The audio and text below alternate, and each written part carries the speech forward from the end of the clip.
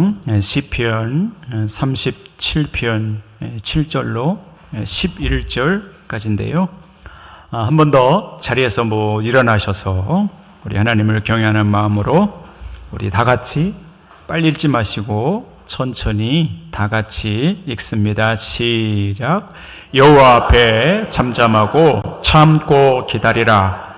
자기 길이 형통하며 악한 꾀를 이루는 자 때문에 불평하지 말지어다.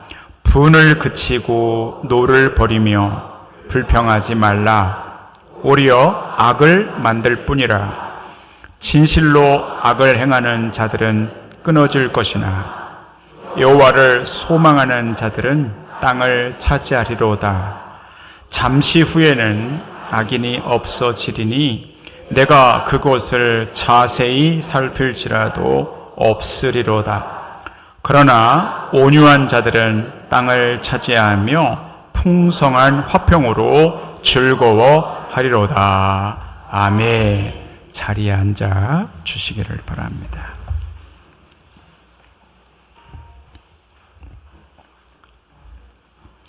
하나님, 우리가 오늘 여기 준비된 말씀을 들을 때 우리의 두 귀가 그리고 우리의 마음이 그 말씀에 사로잡히도록 도와주시옵소서. 예수 그리스도의 이름으로 기도하옵나이다. 아멘. 한번 우리 성도 여러분 모두 저를 따라서 한번 해보십시오. 좋은 성품은 큰 재산이 됩니다. 할 수 있으면 옆에 분에게 한번 해보세요. 시작. 좋은 성품은 큰 재산이 됩니다. 예. 아멘. 성품을 연구하는 동안 8가지를 준비했는데요. 주제 문구입니다. 주제 문구. 한번 여기 설교 요약 제가 요약해놨는데 주보의 중간에 보시면 써보십시오. 좋은 성품입니다. 좋은 성품은 큰 재산이 된다라는 것이에요.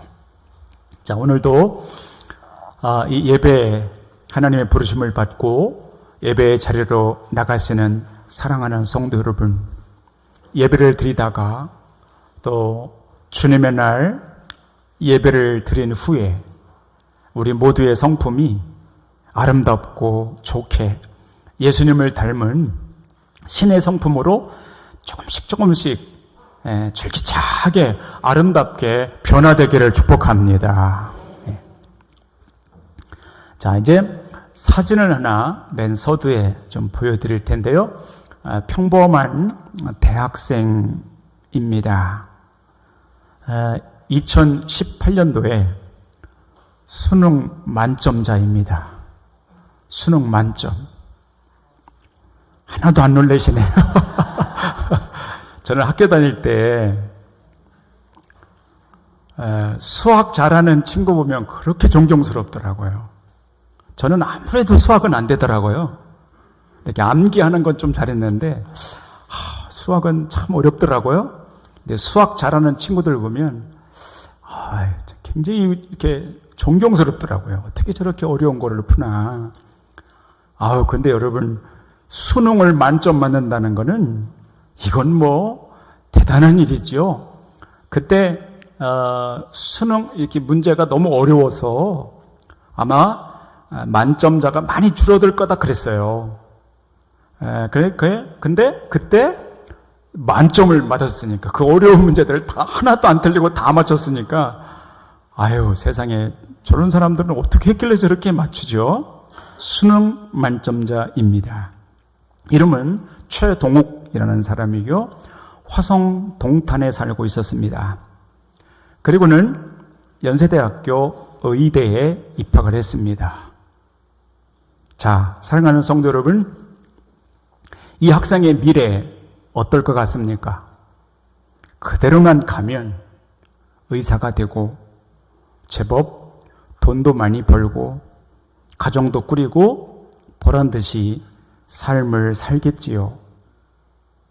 그러나 이 학생이 4학년 때 한 자매와 사귀면서 혼인신고를 하게 됩니다. 그리고 사귀던 그 자매가 임신을 하게 됩니다. 그리고 어찌된 일인지 여자 쪽에서 혼인 무효 소장을 냅니다. 그리고 이별을 통보하자 이 학생은 돌변합니다.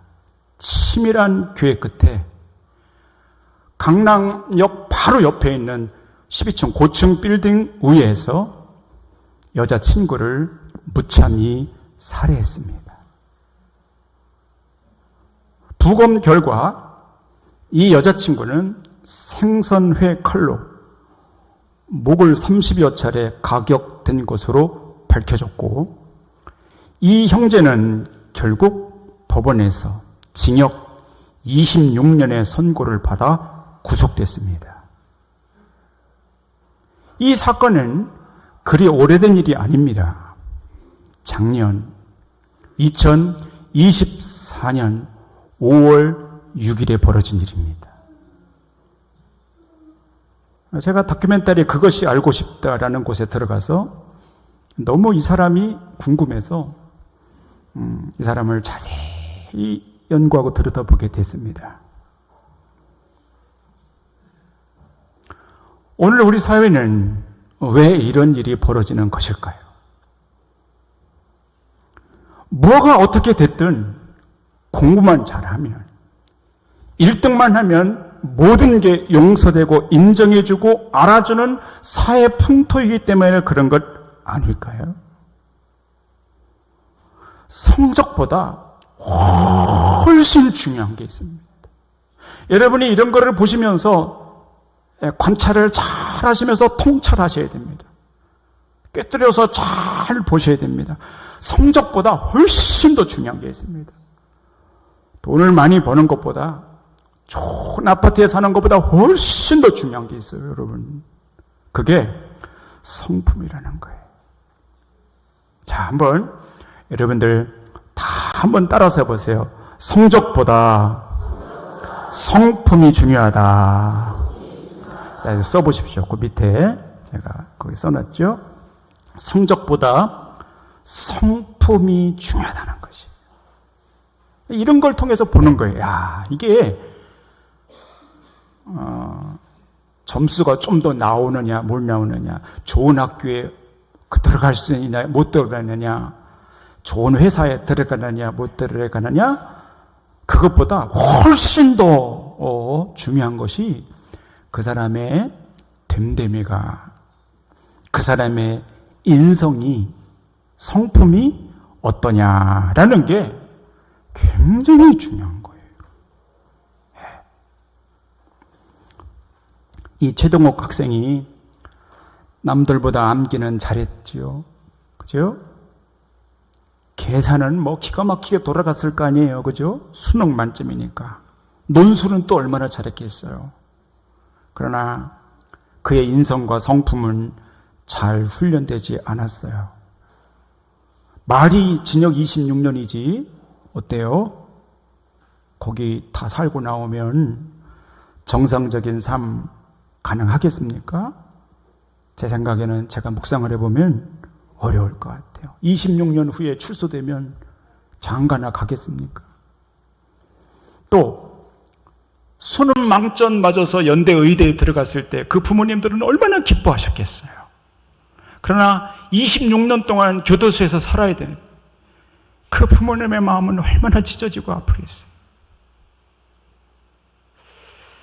또 피해자, 그 다큐멘터리에 보니까 여러분 평생 딸이 그렇게 살해된 그 부모는 평생 그 트라우마 속에 사는 거예요. 정말 가슴 아프게 사는 거예요. 여러분, 이렇듯 훈련되지 아니한 성품은 자신, 가족, 다른 이에게 엄청난 피해를 입혀요. 반면 좋은 성품을 가진 사람하고 살아가는 거, 여러분이 만약에 남편과 아내나 부모님이 비교적 정말 잘 다듬어진 좋은 성품의 사람이라고 판단이 된다면, 여러분 돈은 좀 못 번다 할지라도 조금 넉넉하지는 않다 하더라도 여러분 그거 하나만으로도 하나님 앞에 감사할 수 있게 되기를 바라요. 이 좋은 성품이 대단히 중요한 것이. 아무리 수능을 만점 맞았어도, 아무리 돈을 많이 벌었어도 말이죠, 아무리 좋은 곳에 살아도 성품이 좋지 않은 사람과 사는 것보다 아무리 불품이 없고 가난하고 벌이가 시원치 않아도 그 성품이 잘 다듬어져서 가꿔진 사람하고 살아가는 게 훨씬 더 복되고 행복합니다. 훨씬 더 삶의 질이 높습니다. 좋은 성품 가진 사람 만나는 것도 복된 것이고요, 하나님 안에서 내 스스로 좋은 성품으로 만들어져 가는 거, 다듬어져 가는 것은 얼마나 귀하고 중요한지 몰라요. 오늘 다시 한번 축복해요. 여러분과 제가 2달 동안 이 성품에 관해서 연구하고 목사님과 함께 씨름하고 도대체 이게 뭔가 고민하면서 이거 하려고 부둥켜 안고 고민하고 싸워가는 가운데 우리 이웃사랑 재단에 있는 여러분 모두의 성품이 아름답고 예수님을 닮은 성품으로 바뀌어지기를 주의 이름으로 축원합니다. 자, 오늘은 온유에 대한 성품을 한번 보려고 합니다. 한번 따라서 하실까요? 온유. 예. 온유라는 것이 대부분 이렇게 선입견이 이렇습니다. 그 사람 온유하다 그러면 뭘 보고 온유하다고 그러냐면은 그 사람 착하네, 착하다고 그러면 온유하다, 그 사람 착하네. 또 저 사람 법 없이도 살 것 같아, 그런 사람. 또 인상이 좋을 때 아이고 참 온유하게 생겼네, 그럽니다. 온순하게 생겼다, 따뜻하다, 이런 게 있습니다. 또 어떤 경우 이런 경우가 있습니다. 착하긴 한데 그 사람 착하기는 한데 착하게는 생겼는데 딱 부러지게 뭘 하지 못하고 우유부단하게 하는 때, 그때 그런 사람을 저 사람 너무 온유해 이렇게 말하기도 해요. 그래서 약간 뭔가 답답한 사람, 착하기는 한데 이게 앞뒤 구분도 없고 머리도 잘 안 돌아가고 뭘 딱 부러지게 뭘 못하고, 그럴 때 그렇게 온유한 사람을 그렇게 지칭하기도 해요. 자, 그런데 성경에서 온유는 무엇인가? 여러분 전혀 다릅니다. 그래서 오늘 여러분과 제가 온유라는 게 뭐냐를 좀 한번 깊이 들여다 보겠습니다. 자, 한번 써 보십시오. 온유란, 거기 설교 노트에 보시면 온유란 그렇게 물음표 되어 있잖아요. 자, 여러분 써 보십시오. 자신을 써 보십시오. 자신을 제어할 줄 아는 힘, 이것입니다. 정확하게 이렇게 되어 있습니다. 자신을 제어할 줄 아는 힘, 이렇게 되어 있습니다. 자, 따라하십시오. 자신을 제어할 줄 아는 힘. 그게 온유입니다. 훨씬 더 내용은 깊습니다. 그냥 착한 거, 따뜻한 거, 그게 온유가 아니고요, 이 내면에 내공이 있어서 자기 자신을 제어하고 다스릴 수 있는 내면의 힘에서 나오는 어떤 인상, 어떤 것, 그게 온유라는 성품이에요. 이거는 굉장히 중요한 거예요. 그래서 히라보 여기 그리스어에 보면 성경에 온유라는 단어를 프라우스 이렇게 표현해요. 자, 이제 그 뜻을 한번 여러분과 나눌게요. 자, 사진 한번 보여주세요. 저게 야생마예요. 길들이지 않은 야생마는 힘이 넘칩니다. 힘이 숨어있는 게 아니라 넘칩니다. 아무도 올라타지 못합니다. 그죠? 야생마 마구 뜁니다. 제어가 안 됩니다. 자기 마음대로 합니다. 야생마는요, 자기 마음대로 하는 거예요. 그런데 저런 야생마가 조련사의 손에 들어가면 성품이 바뀝니다. 주인이 그 야생마를 조용히 시킵니다. 다스려집니다.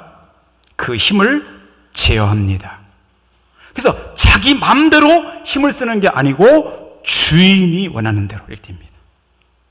주인이 원하는 대로 그 힘을 제어하게 됩니다. 그거를 프라우스, 온유라고 성경은 말합니다. 다시 말씀드립니다. 내 내면에 야생마처럼 날고 뛰고 내 마음대로 그렇게 하는 게 아니고요.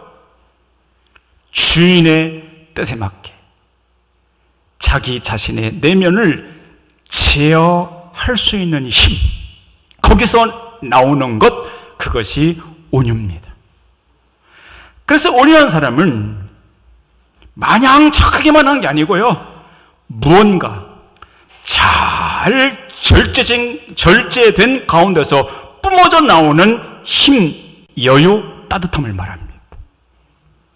상당히 깊은 뜻이 있습니다. 이 말씀을 들으시는 사랑하는 성도 여러분, 여러분 안에 이런 온유가 길러지기를 바랍니다. 야생마 아닙니다. 내가 뛰고 싶을 대로 막 뛰고 아무렇게나 막 뛰어다니고 아무렇게나 표출하고 아무렇게나 말하지 않습니다. 주인, 내 생명의 주인, 하나님의 뜻대로 움직이기 위하여 철저하게 내 내면을 제어하고 다스리고 억제할 수 있는 그 깊은 내공이 잘 훈련돼서 나오는 사람, 그런 말, 그런 따스함, 그런 성품을 온유라고 말하니, 프라우스. 그게 온유니 여러분과 제가 그런 성품이 되기를 축복하는 것이에요. 그래서 이 온유가 잘 성품이 된 사람은 그 사람이 있는 곳에 행복합니다. 왜? 잘 이렇게 정제되어 있거든요. 잘 절제되어 있거든요. 함부로 싸우지 않고요.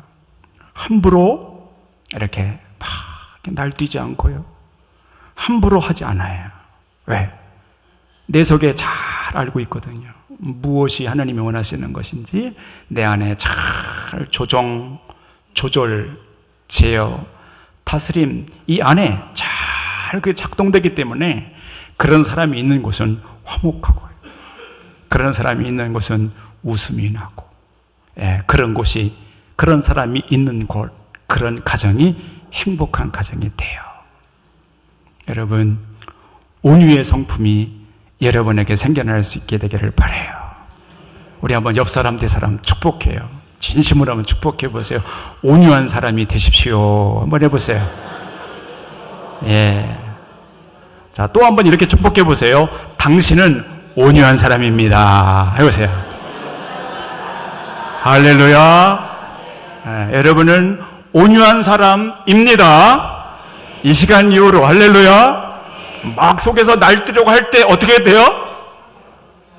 난 예생마가 아니지.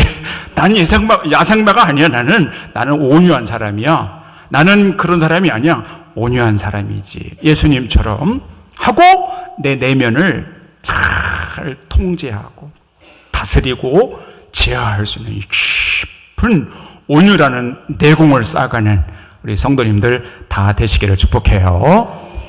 자, 얼마 전 영동포구에서 일어난 일입니다. 한 노부부가 야산에서 산행을 하고 있었어요. 이렇게 산에 많이들 가시잖아요, 운동하러. 산에 이렇게 부부가 가셨는데, 글쎄, 어떤 사람이 그 산 이렇게 안쪽에서, 길 옆에 안쪽에서 개를 묶어놓고, 말라뮤트라고 하는 시베리아 사냥개입니다. 큰 개입니다. 이거를 나무에 묶어놓고 몽둥이로 때리고 있는 거예요. 이거 얼마나 놀래요. 요즘 이 개 때리는 사람이 어디 있어요? 큰일 나죠. 개를 얼마나 우애잖아요, 사람들이. 요즘 큰 개를 때리고 있는 거예요. 129에 곧바로 신고했습니다. 그러니까 구조자들이 오니까 몽둥이 짓하던 그 남자는 어디론가 도망가고, 이 말라뮤트라는 시베리아 사냥개는 동물병원에 옮겨졌습니다. 상태는 심각했습니다. 열이 40도에 오르고 피도 많이 흘렸습니다. 치료 끝에 다행히 잘 얘가 회복이 됐습니다. 소방관들은 그 개를 이름을 붙였는데 장군이라고 이름을 붙였습니다. 너는 이제 장군이야. 그래서 장군이 이름을 붙였습니다. 그리고 30일간 보호를 받습니다. 30일이 지나도 입양하는 사람이 없으면 장군이는 안락사 됩니다. 그게 30일이랍니다. 30일째 되는 날 안락사 3시간 전에 이 장군이가 어떤 행동을 보여줬는데 너무 감동적이라 소방관이 사진을 찍어서 올리셨습니다. 자, 한번 그 사진을 보여드리겠습니다. 저런 사진입니다. 말라묘토라는 시베리아 사막계 오른쪽에 있고 저 조그만 개도 유기견입니다. 유기견끼리 같이 있습니다. 그날 입양하는 사람이 없으면 제 사냥개는 안락사되는 그날입니다. 3시간 전. 그런데 개 밥통이 이렇게 있는데요, 자신도 먹지만 그 옆에 유기견들이 같이 먹는 거예요. 근데 키가 안 다니까 그 작은 개를 위해서 밥통을 들어주는 거예요. 나도 먹지만 내 주변에 약한 개들에게 그 밥을 나누고 그 밥을 들어주는 너무나 귀한 모습이지요. 그 소방관이 깜짝 놀라서 저거를 사진을 찍어서 올리셨어요. 여러분, 온유하지 않은 개는요 절대 그렇게 하지 않습니다. 물고 경계하고 내가 차지하고 쫓아내고 싸나게 굽니다. 그러나 저 개는 어때요? 온유한 거예요. 자신의 내면을 잘 제어하고, 그런 마음이 올라와도 잘 제어하고 밥을 함께 나누고 약한 친구에게 밥통을 들어 그 밥을 나누는 저 시베리아 말라묘트라는 저 개는 여러분과 저에게 온유가 뭐냐라는 것을 가르쳐주고 있습니다. 사람은 사람을 죽입니다. 그렇죠? 사람은 사람을 해합니다. 그러나 저런 개들은 사람보다 더 낫지. 온유가 뭐냐라는 것을 가르쳐주고 있는 그림이죠. 제가 처음 저 그림을 봤을 때 감동이 이 안에 이런 생각이 드는 것이죠. 여러분, 여러분과 제가 살아갈 때 온유의 성품으로 부모님을 대하고 남편을 대하고 아내를 대하고 저런 그림, 저런 비슷한 그림을 여러분과 제가 그려갈 때, 그럴 때 그 온유의 성품 때문에 그 사람이 속해 있는 그곳이 행복한 하나님의 나라가 되는 것이에요. 여러분, 이 온유의 성품, 여러분과 제가 그렇게 되기를 축복하는 것이에요. 자, 온유의 반대는 써보세요. 분노라는 거예요. 그 밑에 보세요. 온유의 반대는 뭐라고요? 분노입니다. 온유의 성품은 잘 제어됐지만 분노는 그렇지 않아요. 에베소서 4장 26절에서 27절 한번 먼저 읽을 텐데요.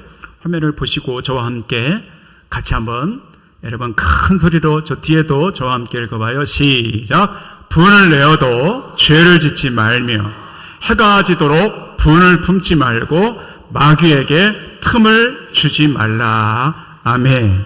써보세요. 거기 분이라고 써요. 분을 내어도 죄라고 써보세요. 죄 짓지 말라는 거예요. 이게 너무 중요하죠. 분 내어도 죄 짓지 말고 해가 지도록 또 써보세요. 분 품지 말라는 거예요. 그리고 마귀에게 틈을 주지 말라는 거예요. 자, 이제 여러분 저를 한번 잘 보십시오. 온유의 반대는 분이에요. 근데 그 분은 야생마와 같아요. 막 날뛰는 거예요. 제어가 안 되는 거예요. 이럴 때가 얼마나 많아요. 여러분 살아갈 때 이럴 때가 잘 돌아다 보세요. 여러분 삶을 돌아다 보세요. 부부간에, 직장에서, 또 교회에서, 일상에서 도저히 내가 분이 가라앉지가 않아서 그 분을 참지 못하고 풀지 못하고, 그래서 여러분, 분을 내어도 죄를 지지 말며 해가 지도록 분을 품지 말 것은 마귀가, 여러분, 마귀가 그 분을 통해서 들어오기 때문에 그래요. 그래서 어떻게 하는가? 파멸시키는 거예요. 앞쪽에 보여드렸던 이 최동욱이라는 이 학생 마찬가지. 여러분, 그 안에 이 분이 한번 발생되잖아요. 그리고 그게 다스려져야 되는데 안 다스려지는 거예요. 그리고 그 틈을 타고 마귀가 들어와서 마귀의 최종 목적은 뭐냐면 파괴시키는 거예요. 그래서 여러분, 가정이 파괴될 때, 부부관계가 파괴될 때, 형제 자매가 서로 파괴될 때, 직장에서 서로가 분열이 일어날 때, 그때 보세요. 반드시 그 안에 분이 있어요. 분노가 있고 화가 있어요. 그게 다스려지지 않을 때 거기 마귀의 나라가 되는 거예요.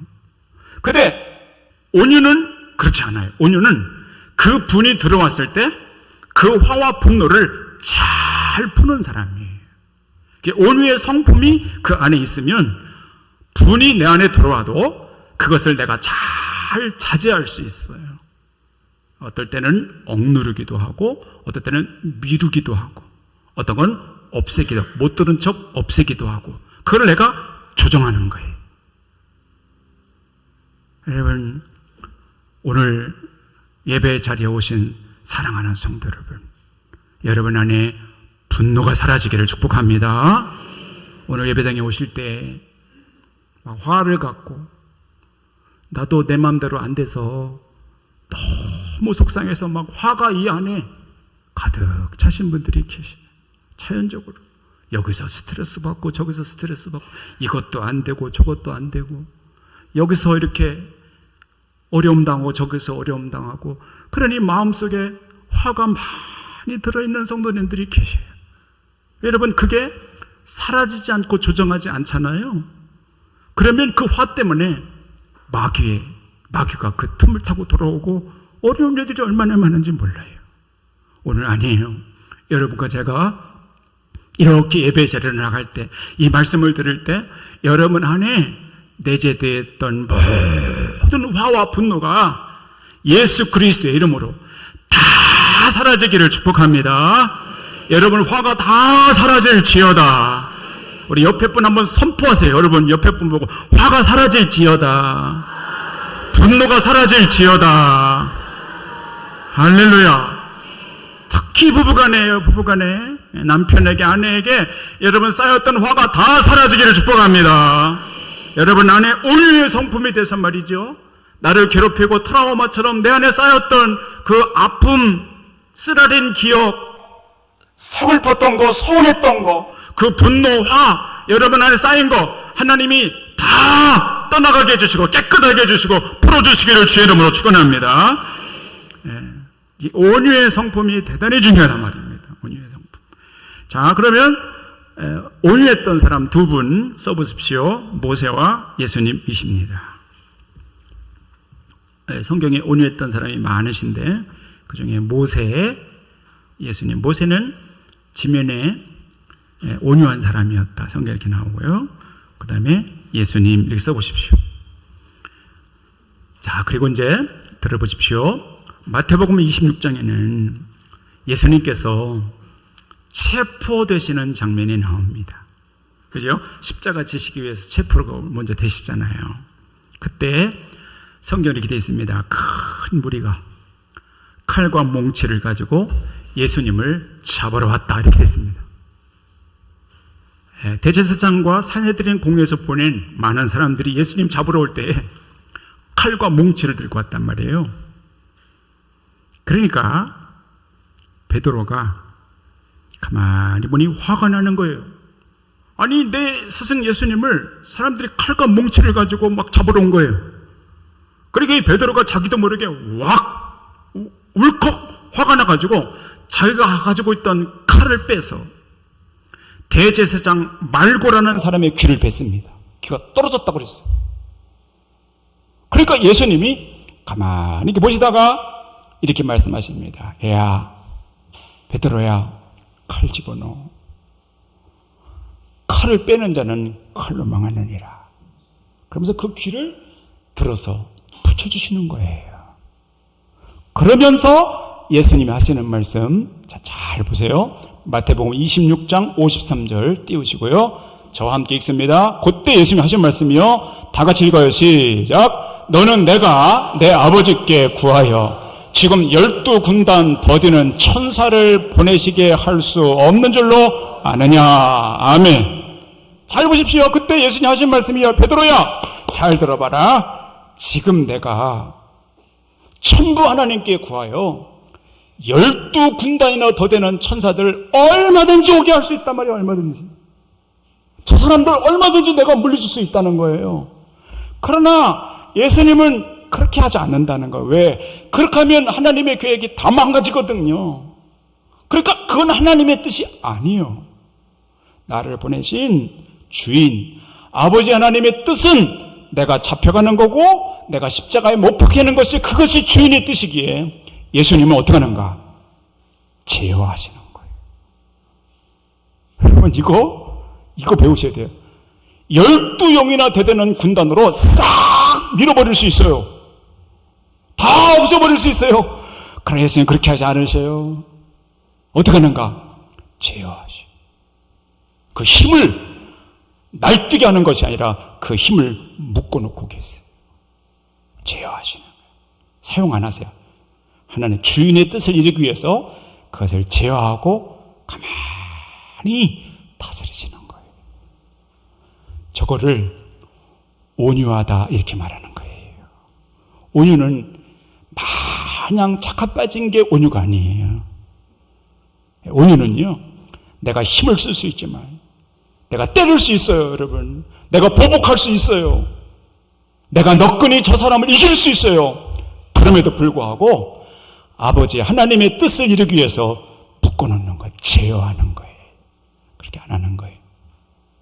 여러분, 그렇게 할 수 있는 사람, 그 순간에 그렇게 할 수 있는 온유의 성품을 가진 사람이 있잖아요. 그러면 그 사람 때문에 그 가정이 평안이 오는 거예요. 살인사건을 그때 막는 거예요. 그때 싸움을 막는 거예요. 그러니 이 온유의 성품이 얼마나 귀하냐 말이에요. 이 온유한 사람 정말 보배로운 사람이에요. 오늘 축복해요. 오늘 이 말씀 듣고 예배 드리고 돌아가는 여러분, 여러분의 남편이 온유해지기를 바랍니다. 여러분의 아내가 온유해지기를 바랍니다. 부모로서 자녀들에게 온유한 부모가 될 수 있기를 바랍니다. 온유한 자녀 될 수 있기를 바랍니다. 그러면 하나님이 온유한 사람들 속에 역사하시는 거예요. 우리가 예수님 속에서 온유하신 예수님을 바라보게 되는 것이에요. 자, 또 나가보십시다. 여기 이제 결론인데요. 온유한 자가 누리는 복이 두 가지가 있어요. 오늘 본문에 나와요. 참 귀해요. 한번 보세요. 11절에 보세요. 11절. 오늘 본문 11절에 여러분의 눈으로 여러분의 성경을 보세요. 그러나 이렇게 돼 있어요. 악을 행하는 자 때문에 분내거나 날뛰지 말라는 거예요. 예, 분을 표출하지 말라는 거예요. 잘 제어하라는 거예요. 그러나 온유한 자들은 어떻게 되는가? 두 가지 오늘 약속해 주셨어요. 첫 번째는 어떻게 나오죠? 땅을 차지할 것이다. 그죠? 온유한 사람은 땅을 차지할 것이다. 그랬어요. 여러분, 땅을 많이 차지하는 사람, 그러면 부동산 부자가 되는 거죠? 땅을 차지할 거다. 뭐 뜻이요, 이게? 땅을 많이 갖게 돼요. 부동산 부자가 되라는 건가? 여러분, 그게 아니고요. 온유한 사람, 땅을 차지해야 될 게라는 게 뭐냐면, 새 하늘과 새 땅을 차지하게 될 거라는 거예요. 그래, 이거를 하나님의 나라를 차지하게 될 거라, 그런 뜻이에요, 그게. 온유한 자는 부동산 부자가 될 거라, 이게 아니고요. 온유한 자는 하나님의 나라를 차지하게 될 거라는 거예요. 그렇게 쓰세요. 첫 번째, 온유한 자가 누리는 복. 첫 번째, 뭐라고요? 하나님의 나라를 차지하게 된다. 두 번째, 그 성경에 보십시오. 온유한 자들은 땅, 하나님의 나라를 차지하고, 그 다음에 이렇게 돼 있어요. 풍성한 화평으로 즐거워하게 될 거라는 거예요. 요거는 한마디로 말해서 평안하게 될 거다, 그런 말이에요. 평안이라고 쓰십시오. 첫 번째는 하나님의 나라 차지하고 두 번째는 평안하게 될 것, 평안한 삶을 누리게 될 것이다. 오늘 그렇게 약속해 주셨으니 프라우스, 내 자신을 잘 제어하고 다스리는 것 때문에 여러분이 하나님의 나라를 차지하고 하나님의 평안을 늘 누리며 살아가는 여러분이 되시기를 축복해요. 이제 마지막 이야기 하나 드리고 설교를 마치려고 합니다. 이제 편안하게 들어주십시오. 서울에서 목회하는 저희 후배 목사님이 최근에 하나님의 DNA라고 하는 책을 쓰셨어요. 그래서 제가 쭉 이렇게 읽어보는데 거기에 당신의 교회에서 겪었던 어느 집사님 이야기를 해주셨어요. 제가 한번 짧지만 이 이야기를 들려드리고 이제 마치려고 해요. 제목은 집사님께 내드린 숙제, 이게 제목이에요. 자, 하루는 한 남자 집사님이 목양실 방문을 두드렸다. 이분은 사람도 좋고 의리 있고 호탕한 분이다. 다만 성격이 좀 다혈질이라, 여기 문제죠. 성격이 다혈질이라 주변 사람들에게 상처를 주기도 했다. 본인은 뒤끝이 없다고 말하지만 가족과 주변 사람들은 상처를 받는 경우가 많았다. 집사님, 무슨 일이세요? 집사님은 자신이 욱하는 성질이 있는데 이런 성격의 아내와 딸들에게 매번 상처를 준다고 하며 자신도 사랑하는 가족들에게 화내고 싶지 않은데 한번 혈기가 올라오면 의지적으로 참아지지 않는다고 하셨다. 그러면서 이 목사님하고 대화를 하면서 목사님이 그렇게 제안하셨습니다. 말씀 카렌다라는 게 있어요. 말씀 카렌다. 이렇게 파일로 되어 있는데 매일매일 말씀을 넘기면서 이렇게 읽게 되어 있어요. 그래서 그 목사님이 뭐라고 제안했냐면 그 말씀 카렌다를 하나 드릴 테니 하루에 그 당일에 기록되는 말씀을 10번 크게 외치라고 그랬어요. 말씀을 10번 크게 선포하라고 그랬어요. 그러니까 그 집사님이 그렇게 하겠다고 그러시면서 이제 돌아가시는 거예요. 생각보다 간단한 제안에 집사님은 의아해하며 돌아갔다. 그런데 약속한 한 달을 일주일 앞두고 그분의 아내 되시는 집사님이 먼저 나를 다급하게 찾아오셨다. 목사님, 신기한 일이 벌어지고 있어요. 그리고는 상기된 목소리로 남편의 이야기를 꺼냈다. 아니, 제 남편이 얼마 전부터 조금씩 달라지기 시작했어요. 말투도 달라지고 화도 덜 내고 변하지 않을 것 같았던 사람이 이렇게 달라질 수 있는 건가요? 말하는 내내 집사님의 얼굴에 미소가 가득했다. 그리고 일주일 후에 다시 남자 집사님이, 그 남편 집사님이 찾아오셨는데 인상이 훨씬 부드러워진 듯 했다. 집사님, 얼굴이 훨씬 좋아지셨네요. 선포해 보니 어떠셨어요? 목사님, 정말 신기합니다. 그러면서 지난 한 달간 있었던 일을 들려주셨다. 사실 목사님께서 처음 숙제를 받았을 때는 좀 당황스러웠어요. 쑥스러워서 집에서 작은 목소리를 하기 시작했는데 옆에서 듣던 가족들이 막 웃더라고요. 그때까지만 해도 아무도 제가 변할 거라는 기대가 없어 보였어요. 가끔 저도 내가 뭐하나, 이런다고 내 성격이 달라질까 하는 생각도 들었거든요.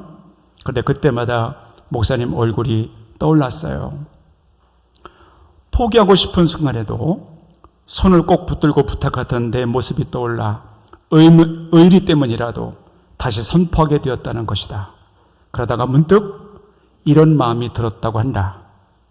아니, 이 남편 하는 말입니다.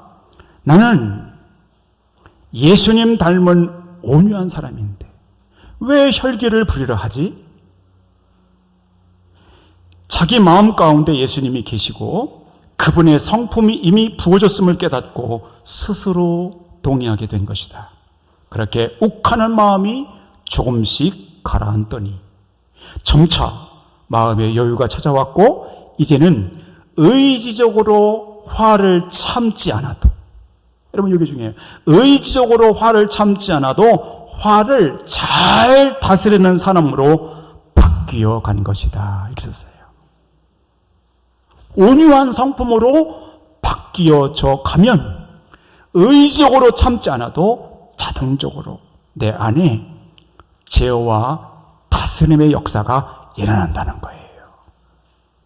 그 온유함의 역사가 이 말씀을 들은 이곳에서도, 여러분의 삶 가운데서도 이 온유의 역사가 계속 일어나기를 축복합니다. 기도하겠습니다. 하나님, 오늘 온유함의 성품에 대해서 묵상했습니다. 우리가 예수님 믿고 하나님 나라 가는 그 시간까지 우리의 성품이 온유하도록 역사하여 주시옵소서. 예수 그리스도의 이름으로 기도하옵나이다. 아멘.